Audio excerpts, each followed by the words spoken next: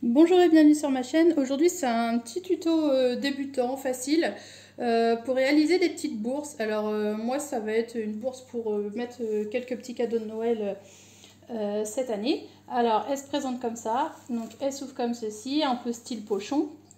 Hop, on l'ouvre comme ça et puis du coup il suffit donc de la garnir. Donc je trouve qu'elle est idéale pour utiliser les chutes de tissu parce qu'elle est très petite. Alors je vais vous donner les dimensions finales. Là on est sur 15 cm et en termes de hauteur on est également à 15 cm à peu près. Donc voilà, pour ce petit tuto, donc c'est par ici. Alors pour ce petit tuto on va utiliser, donc moi je vais utiliser principalement des petits coupons, donc c'est idéal pour utiliser vos chutes de tissu notamment.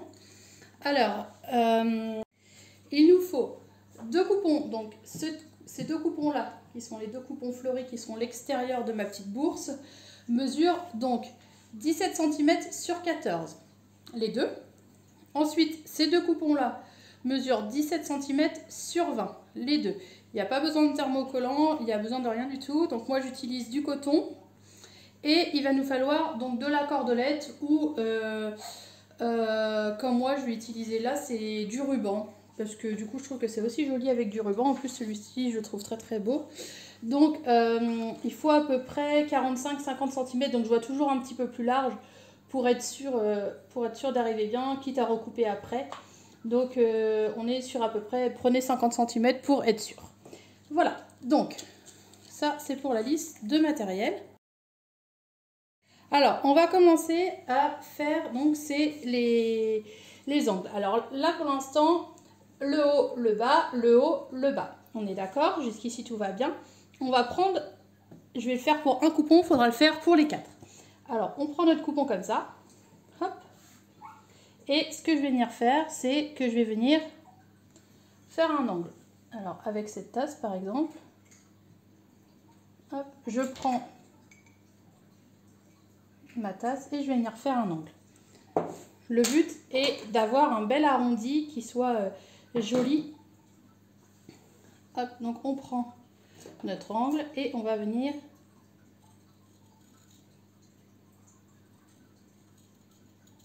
le couper comme ça. Alors le but c'est d'avoir ceci ici, ici, ici et ici, en bas de chaque. Donc pour ce faire, à chaque fois on replie et on vient refaire donc exactement le même angle. On se retrouve donc dès qu'on a fait les quatre. Donc j'ai fait tous mes arrondis à chaque fois. Maintenant ce qu'on va faire, c'est qu'on va venir prendre ce côté endroit contre endroit. On va le positionner là. On fait la même chose ici, endroit contre endroit. On le positionne comme ceci. Et on va venir faire une couture à 1 cm du bord, ici et ici.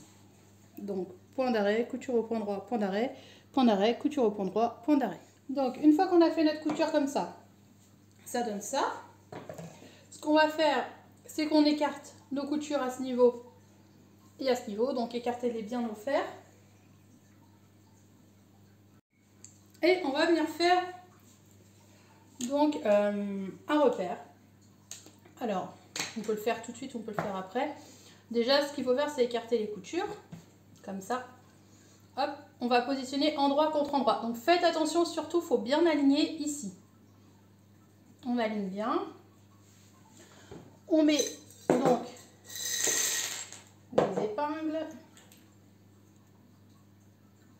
On aligne bien ici, on met également les épingles. Alors le but c'est vraiment que ce soit aligné pour avoir quelque chose de très très joli. Hop, parce que sinon tout va être décalé. Une fois qu'on arrive là, on va venir faire un repère à 5 cm. Alors j'ai pris un stylo qui s'efface pas, c'est pas grave, ça va, c'est sur la doublure. Mais on va venir faire un repère à 5 cm.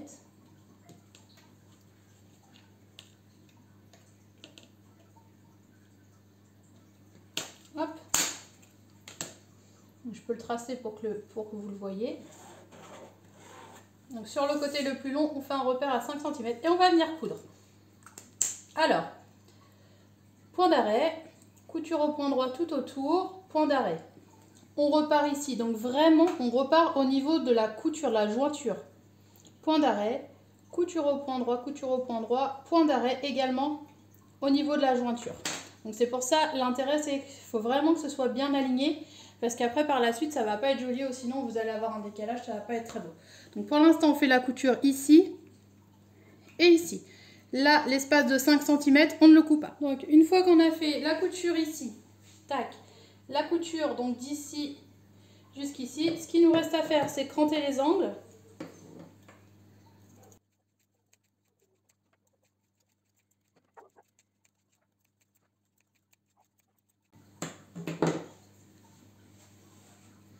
Et une fois qu'on a cranté les angles, on va venir retourner.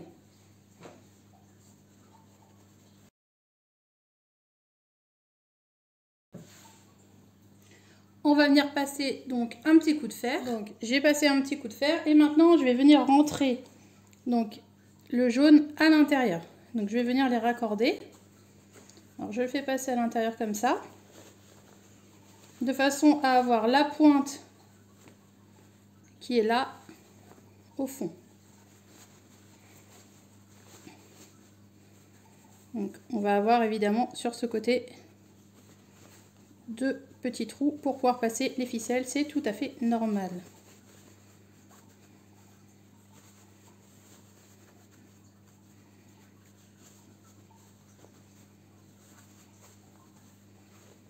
Une fois qu'on a fait ça, hop, on va passer encore un coup de fer là, histoire de bien marquer donc les coutures. Alors on rentre un maximum les coutures et on va venir faire une couture ici, donc en haut au plus près du bord et en bas. Donc évidemment là vous voyez bien c'est plus haut ici que là, il faut vraiment bien tout aligner, que ce soit bien propre. On est à peu près en termes de hauteur à 3 cm à ce niveau là, ou peut-être 2,5 à peu près, ça dépend si vous avez fait une couture à 1 cm du bord ou pas. Et du coup il faut faire une couture ici, donc évidemment sans prendre l'autre côté. Hop, on se met à plat, on fait d'abord une couture là, on fait la même chose de l'autre côté en haut, et ensuite on vient faire une couture tout autour, donc à ce niveau là, et on fait tout le tour. Alors une fois qu'on a cousu ici et ici, donc tout autour, il ne nous reste plus qu'à prendre donc notre ruban. Alors moi ce que je fais c'est que je mesure à peu près le tour et j'ai toujours un peu plus grand. Hop, donc on en fait 2 de la même taille évidemment.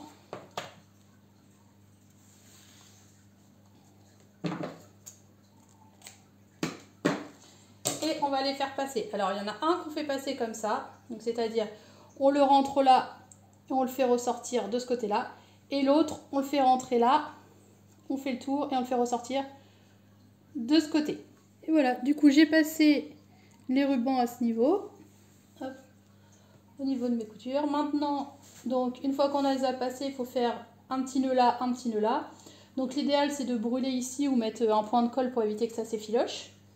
Si vous avez de la cordelette, c'est la même méthode, on met un point de colle ou on met un petit coup de briquet pour éviter que ça s'effiloche. Et voilà, tac, notre petit sac, notre petite bourse, après on met ce qu'on veut dedans. Moi je vais en faire plein, ça va être surtout pour mettre des petits cadeaux de Noël. Et du coup, hop, voilà. J'espère que ce petit tuto vous a plu. Surtout, n'hésitez pas à publier vos créations sur mon groupe Facebook Les Tutos de Cindy la Couturière. Vous pouvez mettre des j'aime aussi. Vous pouvez mettre des commentaires pour me dire ce que vous en pensez.